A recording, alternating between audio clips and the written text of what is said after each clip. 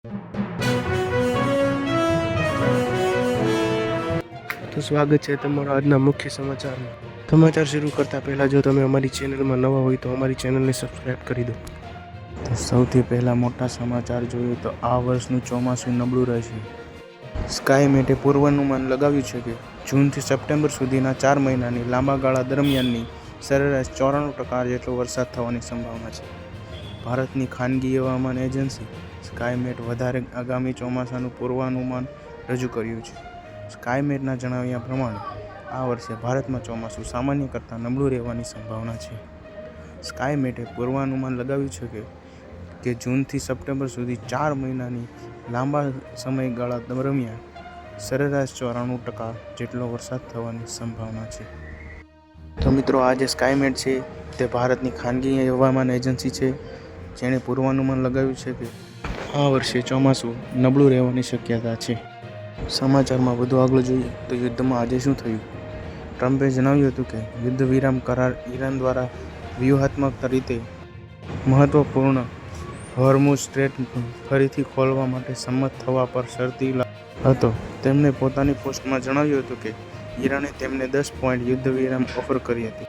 Truth social media પર જાહેર કરાયેલ યુદ્ધ વિરામ પાકિસ્તાનના વડાપ્રધાન શાહબાઝ શરીફની વિનંતીને અનુસરીને કરવામાં આવ્યો હતો.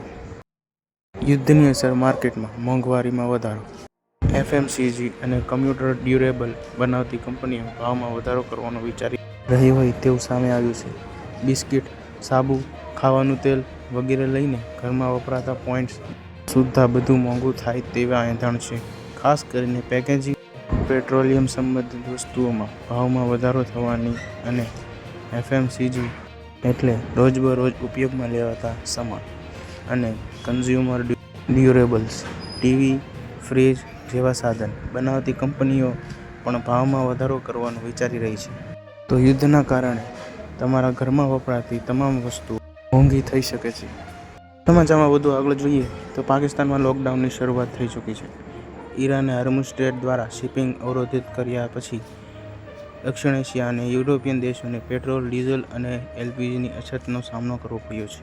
ભારત, નેપાળ અને બાંગ્લાદેશ જેવા દેશોને કટોકટીને ઘટાડવા માટે નોંધપાત્ર પગલાં લીધા છે, પરંતુ પાકિસ્તાને આ કટોકટીમાં છટકવા માટે સ્માર્ટ લોકડાઉન લગાવી દીધું છે. વડાપ્રધાન શાહબાઝ શરીફે મુખ્યમંત્રીઓ સાથેની બેઠકમાં આની જાહેરાત કરી દીધી છે. પાકિસ્તાન રેડિયો અનુસાર શાહબાઝ સરકારે પંજાબ, ખૈબર પખ્તુનખ્વા, બલુચિસ્તાન, ઇસ્લામાબાદ, રાજધાની પ્રદેશ, ગિલગિટ બાલ્ટિસ્તાન અને પાકિસ્તાન અધિકૃત કાશ્મીર પીઓકેમાં બજારો, શોપિંગ મોલ અને વાણિજ્ય વિસ્તારો માટે રાત્રે 8 વાગે બંધ કરવાનો નિર્ણય લીધો છે. ઇસ્લામાબાદમાં શાહબાઝ શરીફની અધ્યક્ષતામાં યોજાયેલી સમીક્ષા બેઠકમાં આ નિર્ણય લેવામાં આવ્યો હતો. તો સમાચારમાં વધુ આગળ જોઈએ તો ભારે પવન સાથે ભયંકર માવઠાની આગાહી કરી દેવામાં આવી છે.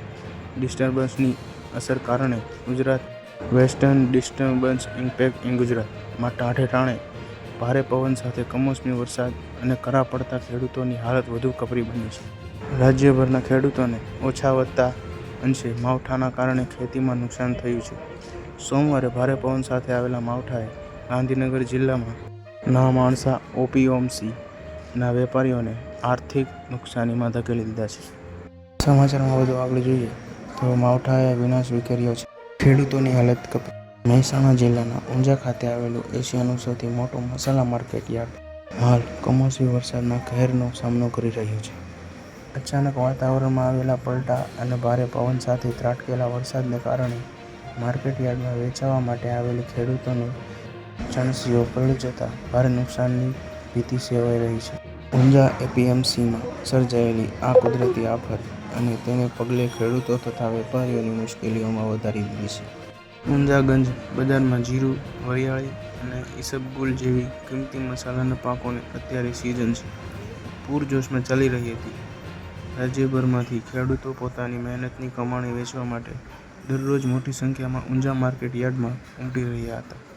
જો કે આજે બપોરે બાદ વાતાવરણ અચાનક પલટો આવતા આકાશમાં કાળા ડિબાંગ વાદળોથી ઘેરાઈ ગયું હતું અને જોતજોતામાં ભારે પવન અને ગાજવીજ સાથે વરસાદ તૂટી પડ્યો.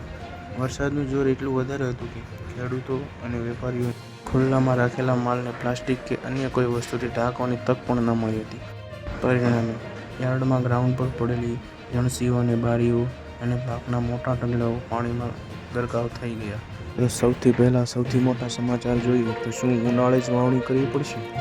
અંબાલાલ પટેલે વધુમાં જણાવ્યું છે કે એપ્રિલ મહિનાના પ્રથમ સપ્તાહમાં અંતમાં એટલે કે 7 થી 10 એપ્રિલ દરમિયાન ઉત્તર અને મધ્ય ગુજરાતમાં હવામાન વધુ તોફાન બની શકે છે.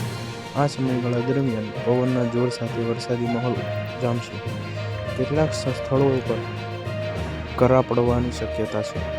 આ કમોસમી વરસાદને કારણે ઉનાળુ પાક જેવા કે બાજરી, તલ અને ફળોના રાજા ગણાતી કેરીના પાકને મોટું નુકસાન પહોંચી શકે છે, જેનાથી ખેડૂતો ચિંતાની લહેરમાં પસરી ગઈ છે. તો અંબાલાલ પટેલની આ આગાહી સાંભળીને તમામ ખેડૂતોમાં દુઃખનો માહોલ જોવા મળ્યો છે. જો અંબાલાલ પટેલની આ આગાહી સાચી પડી તો કેરીના પાક અને તલના પાકમાં ભારે નુકસાન થઈ શકે છે અને બાજરીના પાકમાં પણ ભારે નુકસાન થવાની શક્યતા. તો જોજો બધા છેતરાતા નહીં. ભારતના સરકારની લોન યોજના PM મુદ્રા યોજના નામે છેતરપિંડી કરવામાં આવી રહી છે.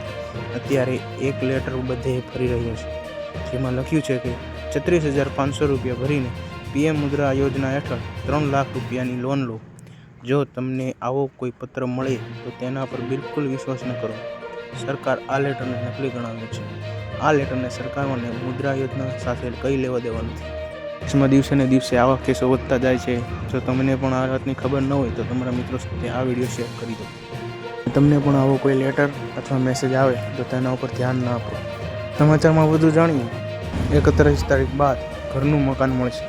પ્રધાનમંત્રી આવાસ યોજના ગ્રામીણ PMAYG રાજ્યના ગરીબ અને ઘર વિહોણા પરિવારો માટે આશીર્વાદરૂપ સાબિત થઈ રહી છે.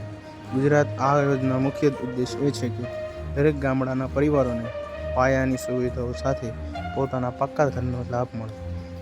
31 માર્ચ 2026ના રોજ વડાપ્રધાન નરેન્દ્ર મોદીના હસ્તે અંદાજે 651 કરોડ રૂપિયાના ખર્ચે 38,949 નવા આવાસ યોજનાઓનું રાજ્યવ્યાપી લોકાર્પણ કરવામાં આવશે.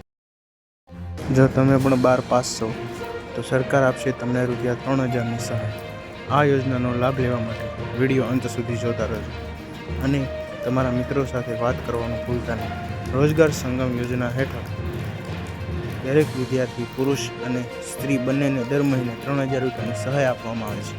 જ્યારે આ સહાય યોજનાનો લાભ લેવા માટે તમારી વાર્ષિક આવક 4 લાખ રૂપિયાથી ઓછી હોવી જોઈએ અને તમારા ઘરમાં કોઈની સરકારી નોકરી ન હોવી જોઈએ અને તમે પણ 12 પાસ હોવા જોઈએ. જ્યારે આ યોજનાનો લાભ લેવા માટે તમારે એક ઓનલાઈન ફોર્મ ભરવાનું રહેશે. વિડીયો તમારા દરેક વિદ્યાર્થી મિત્ર સાથે શેર જરૂર કરજો. આ હતા આજના મુખ્ય સમાચાર. જો તમને પણ અમારો વિડીયો ગમ્યો હોય તો વિડીયોને લાઇક, શેર અને ચેનલને સબસ્ક્રાઈબ કરીને દેજો.